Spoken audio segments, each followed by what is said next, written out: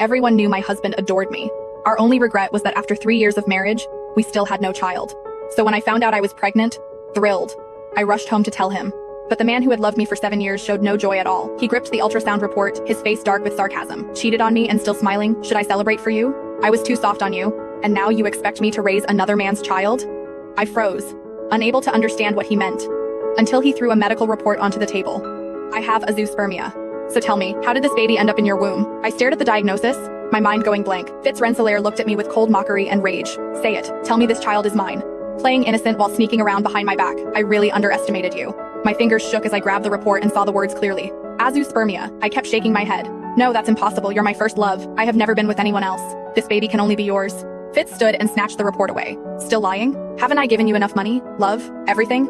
And you repay me by making me a fool with another man's child? His eyes were bloodshot with fury. I grabbed his hand and begged him. Fitz, please believe me. There has to be a mistake. Let's go to another hospital and test again. He shoved me so hard I fell to the floor. Then he crouched down, pinched my chin, and spoke in a freezing voice.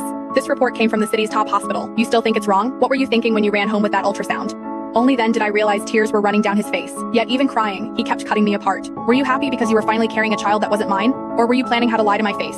Or thinking of your lover and celebrating the proof of your affair? His grip tightened until I cried out. At the sound, a terrible smile touched his lips. Does it hurt? That pain is nothing compared to mine. I told you before, if you wanted children, we could adopt. So why did you have to hurt me like this? Fitz had always spoiled me, and I had never seen this side of him. Tears blurred my sight as I tried to make him listen. Fitz, I barely leave the house. You know every part of my life. Other than you, I have no one. How could I possibly have a lover?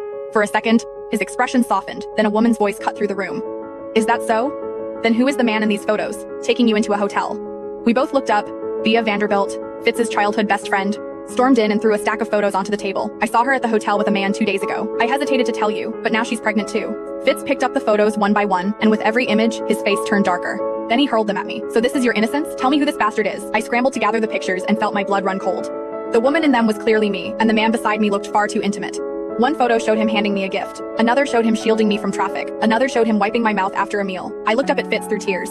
He's my brother, my real brother. He just came back, and I wanted to introduce him to you. Before Fitz could speak, B sneered. Your brother? Everyone knows your family lives overseas. Why would he suddenly appear now? And if it was so innocent, why didn't you tell Fitz sooner? My lips trembled because I had tried to call Fitz several times that day, only to be hung up on. I did call you. Check your phone. I'm not lying. But Fitz threw his phone onto the table and stared at me like I was filth. There are no calls. Jenny. After 7 years, I finally see what kind of woman you are. I checked the call log with shaking hands. There was nothing. Then B delivered the final blow. Fitz has azoospermia, and you still expect him to believe that child is his? My chest turned cold as I stared at Fitz. Why does she know about your condition when I don't? He looked at me with nothing but disgust. Then he grabbed my wrist, hatred filling his voice. That child will be aborted today. And if you keep resisting, either the bastard in your belly dies, or you die with it.